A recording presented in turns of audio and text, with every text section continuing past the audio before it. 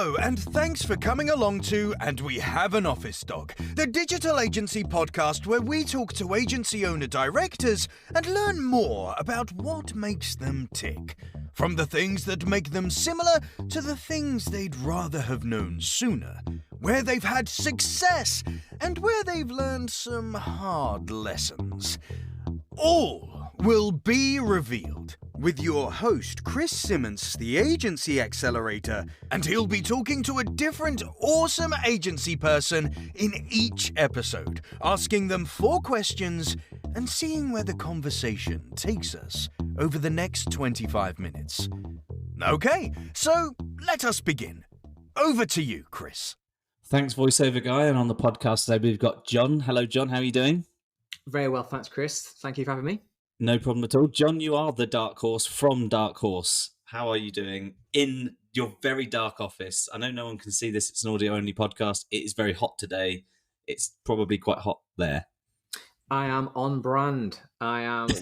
Our colours are black and red, and I can tell you that the clothes are red, but my face feels very red. It is absolutely sweltering here. So yeah, well, but I'm doing okay, and I'm looking forward thank you for putting the time in for this. I've been looking forward to this episode. You've been running Dark Horse for how many years now? About 3.5. And how long have you been in the industry? 4, give or take. I am not what we would probably call an industry veteran, but that's part of our genesis. That's part of the reason why we exist. I'm really excited. Okay, so before we go into the typical podcast stuff, so tell us a bit about you. Tell us a bit about the agency. How did it come to be? Sure. Well, in effect, I've got 2 companies, and in the previous company, which is still going, I call it the previous company. It doesn't get as much of my attention these days. It was through growing that I first had exposure to digital marketing, and to cut a long period of time relatively short, I felt I was subject to a lot of mediocre practices within working with these award-winning, astroturf-laden picnic tables agencies. They look like an agency, they sound like an agency. And do you know what, Chris? I think that they are brilliant agencies at heart. If I was John Lewis, I'm sure I'd get access to some fantastic people and would have gone through a slightly different process. But I wasn't, I'm not, and things didn't quite work out that I wanted to. So I've spent thousands of pounds at digital agencies, and that is why Dark Horse exists, and I set it up because I felt there's a far better way of treating what I would call the little guy. Within the marketplace. So all those guys that were in tough marketplaces up against big competition with deep pockets, I didn't feel they were getting the kind of love that they deserve. So I had no intention of going into digital. I've never done a day's, or rather been paid to do a day's PPC, SEO, social, which is our core services in my life. I'm not like a frustrated head of PPC or what have you that started their agency. I'm a frustrated customer who can empathize and understand what it takes to select an agency and understand the fears and all that go with it.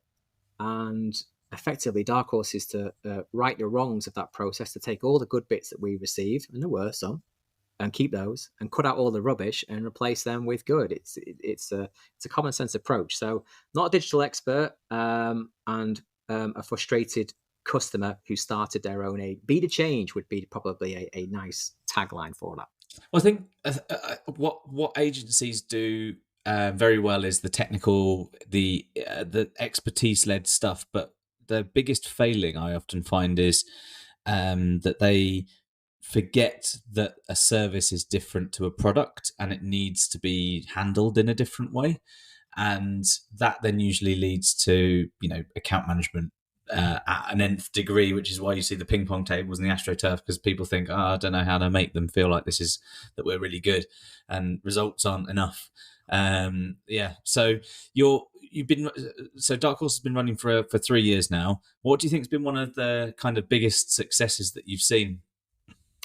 I think that the reaction to our messaging and positioning is strong, and that comes from our empathy of what I described. So it's very We're full of fantastic people. Of course, we are from a logical point of view and a technical point of view. To compete in the markets that we do, you have to be fantastic. You have to have specialists all over the pitch, to use a metaphor. High footballers, high strikers, and all that. But I think where we do well is having those conversations with the MDs and heads of marketing of e-commerce companies. And go behind the metrics, the KPIs, the trend lines, so to relate to them, so to understand the impact of good or bad digital marketing, for them to know that myself starting an agency and the people that work at Dark Horse know what it's like to go home of an evening and have rows because you're going through anxieties of stress and all these different things. There's a lot of account managers and PPC managers and PPC execs and all that jazz who have no concept of what it's like running a business and feeling that incredible pressure, the sword of Damocles hanging over to you. I've ignored my kids at times, not deliberately, of course, but they want to play with daddy as he comes home, and I'm rushing the kids to bed and all these different things. This is what good or bad digital marketing can bring, is the impact. It can allow you to have fantastic things, but it's a responsibility beyond trend lines. And I think a lot of digital agencies forget that. Clients are monthly reports, or they are partners, or other such wanky buzzwords. But no, we're more than that. Their arguments, their holidays, the ability to make sandcastles or not, to create memories. And I think this is where I'm going to say quote unquote relative success that we've had. I'm sure there are agencies doing better than Dark Horse out there and growing faster, but I'm sure there's lots that aren't. This is what resonates. This is where our success lies. Yeah, and you know what? Once just on that last point, I think anyone listening to this now, just remember that success is what your success is, and not what you think everyone else thinks it is. There's a typical trope of you go to a conference and you say that you run an agency, and the second question after what you do is how many people are you, as if the assumption that more people means you're better. Naturally, you're not going to go in with what's your net profit, but are you happy doing what you're doing? Is the end goal that you're aiming for, what is that insight? Are the things you're doing now aligning with that end goal? And that might well be boutique agency of 3 staff and a decent turnover and a high net profit that allows you to have 3 holidays a year. It might be high growth, high stress, but early easy exit. But they're all different, and I think that's why quite a lot of agencies end up being the same, because they behave like this is just how it gets done. So your focus is in a not to be flippant, but it's sandcastles or no castles kind of thing. It's quite a nice way to deem the success of the business. It's focused on what you want out of life, and hopefully that then follows through into the right way with the team.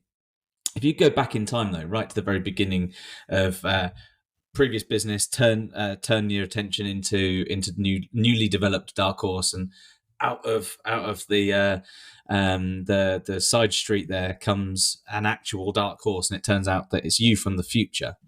And you have one piece of advice to give yourself. What advice would you give your younger, brand new agency starting self? Brilliant question. There's the overall one piece of advice. There's a couple of small things that I'd say if it was myself talking to myself quickly. First of all, get off LinkedIn.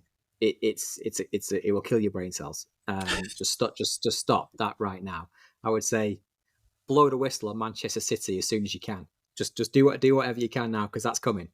Outside of that, I would say trust your gut.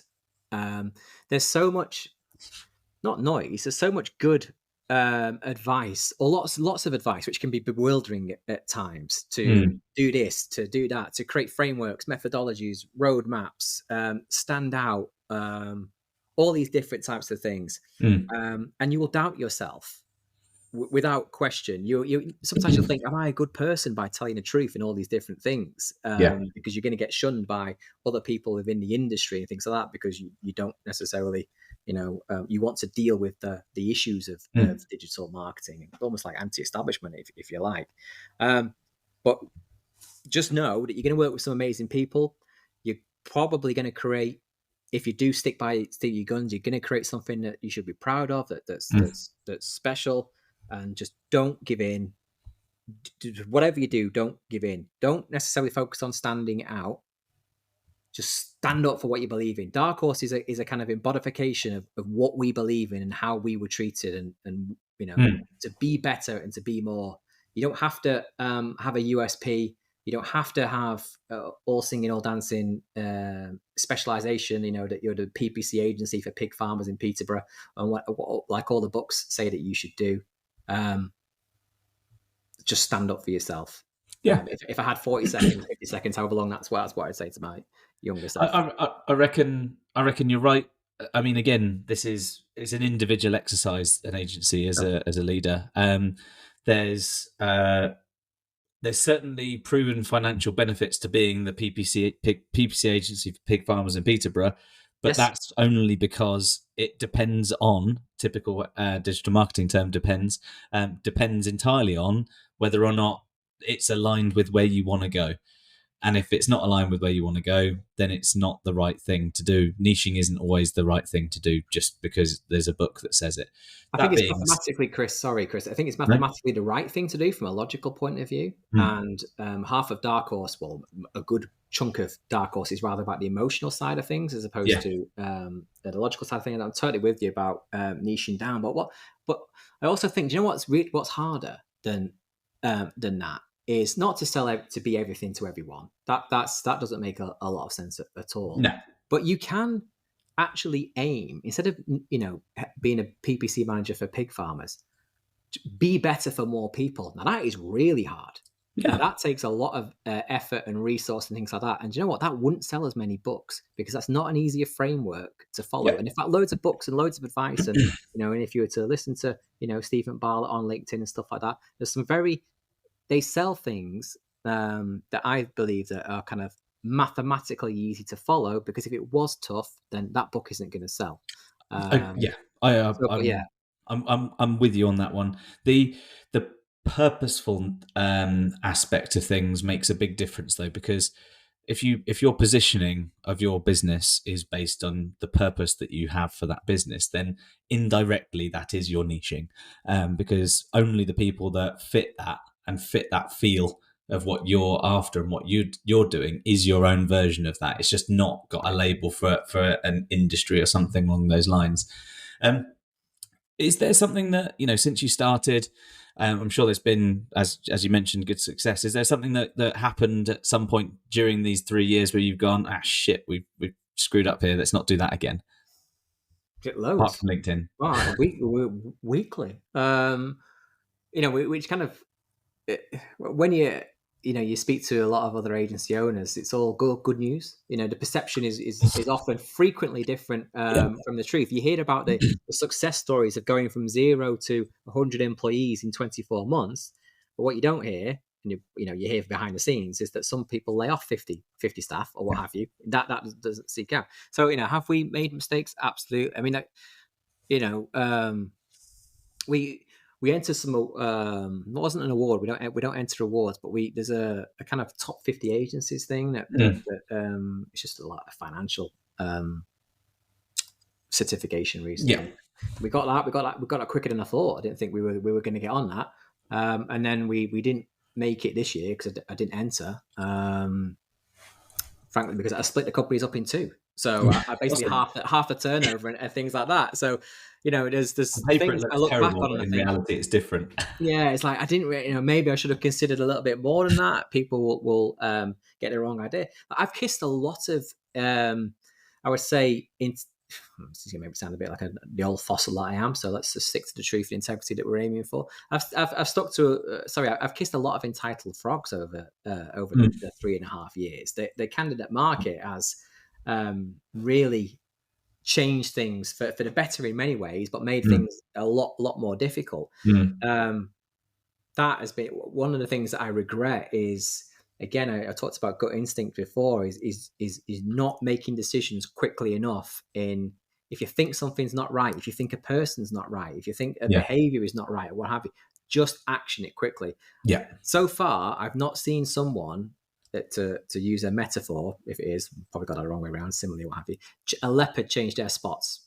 You can little make subtle changes here, but people are who they are, and if they're not on board, then move them on. I've wasted too much time with in the wrong areas. Yeah, and well, the sad thing is quite a lot of agency owners do a similar thing. It's not it's not, there is no real blueprint beyond the fancy book words ones, and that's a bit like a baby book, because again, baby comes out, the book exists, but the baby isn't like what's in the book. So that it doesn't really matter. You've got to find some of these things out yourself, which, soft plug for the OMG Centre. If you want to find these things out quicker, give us a shout. We're here to accelerate agencies. That's the whole purpose for our existence. I slogged through 2 agencies, one of which almost killed me. And as I was slogging through these agencies, I learned a hell of a lot of lessons by a lot of metaphorical punches in the face. And having exited those, all I want to do is help. So if you're in a position anywhere, anyone listening, and you want to accelerate through some of these things, but still want to learn as you go rather than be told what to do, shout. John, someone's starting an agency and they like the cut of your jib. They haven't found you on LinkedIn for whatever reason, and they definitely didn't find you in the grandstands at Manchester City. What piece of advice would they ask you? What piece of advice, would you give them if they asked you? Ignore most of the advice that you get. However, but since you've asked me, and it's not unsolicited, ignore unsolicited advice. Probably, I'll change it to that.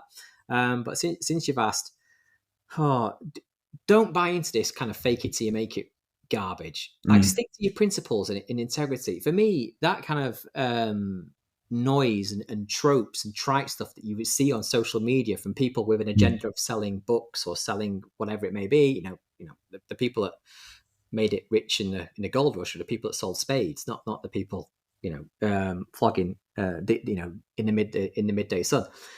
Fake it till you make it, for me, fail fast, all these different things, it's borderline fraud if you actually go down that. I know I've listened to lots of podcasts where you've got boastful agency owners talking about how they really did focus on sales right at the start, which I get that and understand. You've got to be commercially minded, but we weren't bothered about processes, we weren't bothered about service, we weren't bothered about products, and I'm sitting there listening and thinking, this is where empathy comes in, and what I refer to as being a customer. If I heard an agency owner talk like that and I'd been a customer of that agency, I'm thinking, I'm considering a legal case against you. What you're basically saying is, you knew you were shit and you still charged me a massive whack and blah, blah, blah, with no kind of appreciation of what I wanted to do. So forget the fake it till you make it stuff. Actually, learn and do good work first and foremost. Secondly, I suppose that the more pertinent and probably better advice, maybe thinking about it, is ask yourself why you are creating an agency. If you are creating an agency to make money, which is a perfectly valid reason, because a lot of people don't like to talk about money, but I can tell you, and you'll know, Chris, that nearly every agency owner is not necessarily obsessed with money, but it's a big thing to them. It's why why we're doing this. We're not doing it for fun or what have you. If it's about money, then I would say, even though there is a strong, all about standing out and all these different things, being a paint by numbers agency is a very safe option. Talking about culture, community, putting out loads of social posts about your latest sports day or Christmas party and things like that. Unbelievably, these actually work. These do generate exposure. Go out and hire a personal branding expert ASAP, and then just start putting out all the bollocks, because you will get to a certain level if you just want to make money and you're not bothered about anything else. If you actually have a purpose, then which is different to making money, then get thick skin and potentially get investment, because this is bloody hard, and good people cost a lot of money. And there is no shortcuts in that sense. If you've got a purpose, you're going to have a really bumpy road ahead of you. So you are going to, as you think as you said, Chris, you're absolutely right. You're going to get punched in the stomach weekly. So, metaphorically speaking, get some abs, close your ears, and get prepared for a slog. Yeah, I like to say it's like a roller coaster, whether you're good at it or not. It's champagne on the way up and punches in the face on the way down, and you can only really try and focus on the champagne. The thing with a lot of this is it starts with why, it starts with purpose. It should do, absolutely, and unfortunately, what happens is the vast majority of agency leaders are fantastically good people and genuinely very clever and good at the thing that they deliver, but they start an agency either by being jaded by their previous agency that they worked at, and I can do it better than them, so they go away and emulate and add, or they were great freelancers or consultants and took on enough work to go, I should hire someone, and then it kind of accidentally evolves into something.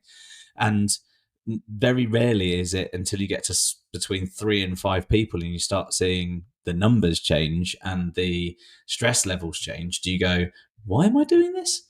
And then when you ask that question, you've got to really dig deep, because then it starts being like, I've got to unpick a lot of things I've decided are the right things and redo things, which isn't a bad thing, because ultimately you've got to do something that you enjoy if you can, because otherwise you may as well go and get an employee number at a big business somewhere else.